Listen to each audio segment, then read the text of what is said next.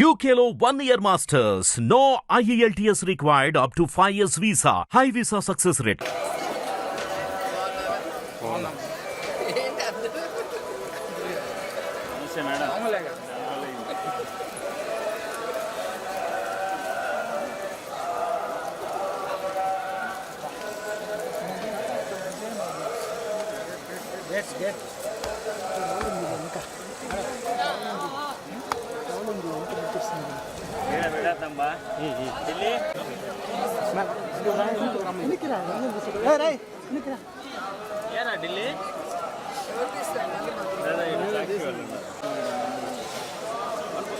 శ్రీనాథ్ అన్న కొంచెం దియనా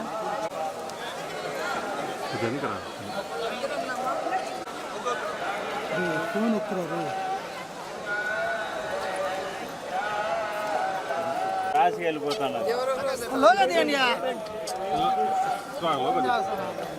వెనకాల లోకల్ దిమ్మా కలిసి వచ్చావు నువ్వు అయిపోయినా మేడంతో పాటు వస్తున్నావా రైడ్ ఒకటి మనం కొంచెం చూడండి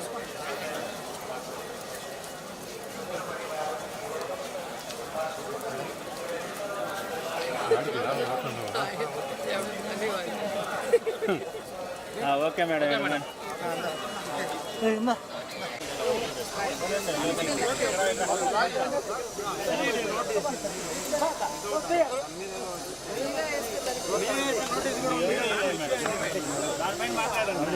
ఆంధ్రప్రదేశ్లో ఆడపిల్లలకి రక్షణ గురించి ఆలోచిస్తే చాలా బాధాకరంగా ఉంది.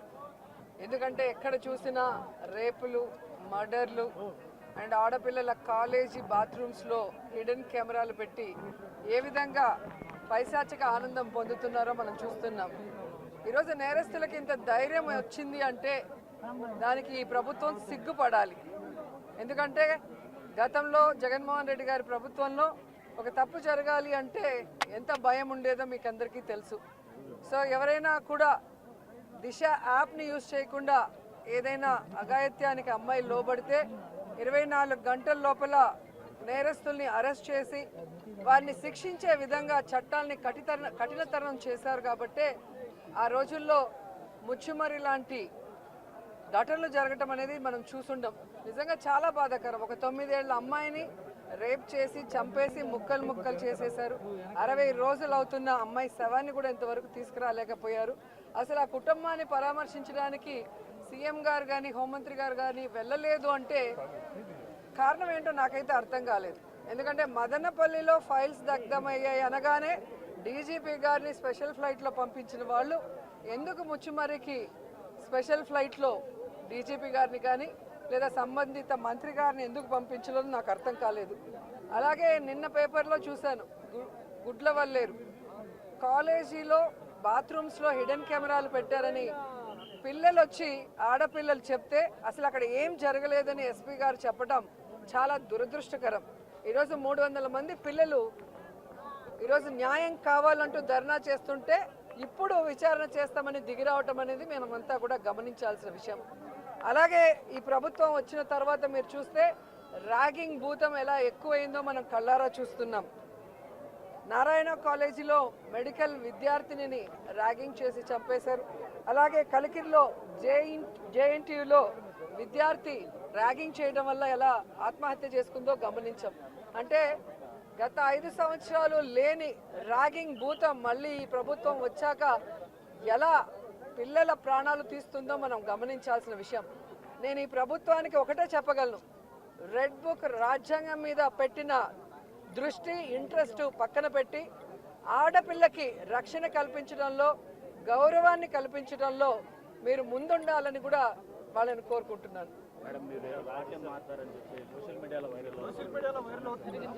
మాట్లాడిన తర్వాత అలా అంటే ఎట్లాగా?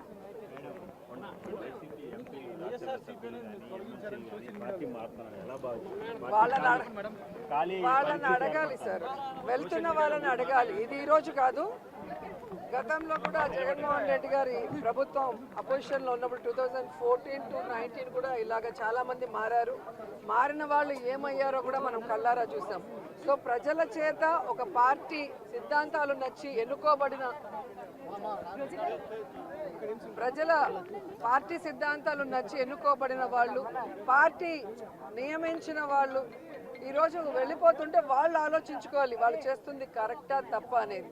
సో దీనివల్ల జగనన్నకో వైఎస్ఆర్సీపీ పార్టీకో ఎటువంటి నష్టం ఉండదు.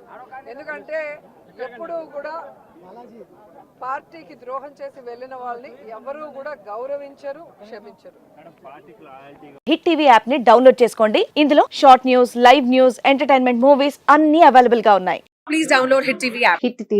హిట్ టీవీ యాప్ని ఫ్రీగా డౌన్లోడ్ చేసుకోండి.